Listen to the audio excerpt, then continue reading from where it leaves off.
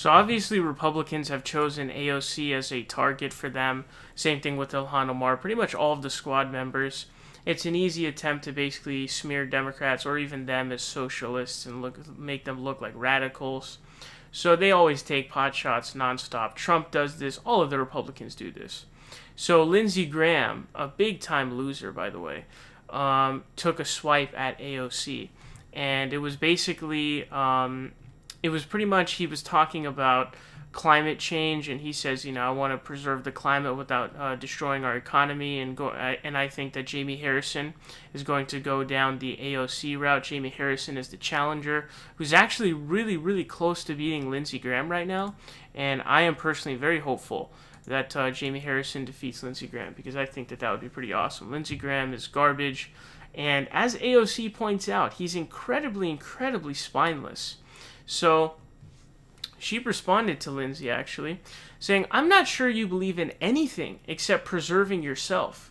And let's not get started on your climate denial. I've seen a lot of spinelessness in D.C., but you're at the top when it comes to folding on your own values like a wet napkin. South Carolina deserves better." And also another tweet, this from back in July 15th, that says, "I see Lindsey Graham's biggest issue with Trump's racism is that it doesn't go far enough.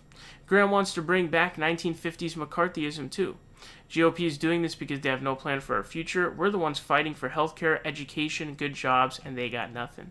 So it's actually really true that Lindsey Graham is incredibly spineless, because he actually went from back in the 2016 primary, he was calling Trump a xenophobe, all like a racist, all of this kind of like crazy, serious stuff to levy against somebody. But then all of a sudden, when Trump actually became president, well, hey, look, all of a sudden, he's now become his biggest praiser, his biggest defender. I think Lindsey Graham was also lobbying for attorney general, I believe was what was reported. So I think he was trying to get some seats in there as well. But he legitimately flipped all of a sudden so much to the point where everyone's just like, man, what happened? Because it's not like he's just a medium level sort of supporter or enabler of Trump. He's a full-on Trump sycophant, essentially, and it's kind of insane. And so she's absolutely correct on that. And who knows, it might be the reason why Lindsey Graham ends up losing South Carolina, his seat in the Senate, really pulling for Jaime Harrison. And actually, interestingly enough, I feel like in a lot of ways the Senate races are actually going to be more entertaining to watch than the presidential race, especially because presidential race doesn't really look very close. Biden has an 8+ point lead national average. But actually, there's a lot of Senate races that are like, these polls are saying there's 1 point differential, which is crazy close. Jaime Harrison's Lindsey Graham race is similar to that.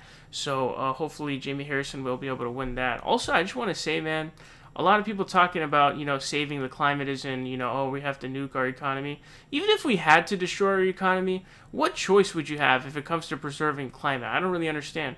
It's sort of an issue where you really have to go full throttle, nonstop, full on, like, hey, this is for survival. So it doesn't really make sense to essentially, even if that were true, which it's not, but if it were true that we had to decimate our economy, what choice would we have? It's all about preservation. You really have, this is the climate we're talking about. This is not something like, I don't know, plastic straws or something, stupid like that. It's existential threat, you know what I mean? It's existential. And by the way, the economy will be a lot worse under a climate change full society as global warming is going on, because you have increased hurricanes, you have fights over water, you have a lot more extreme weather patterns and occurrences, droughts, all that kind of stuff. It would be insane. So seeing that is really cringy as well. But AOC clapping back at Lindsey Graham.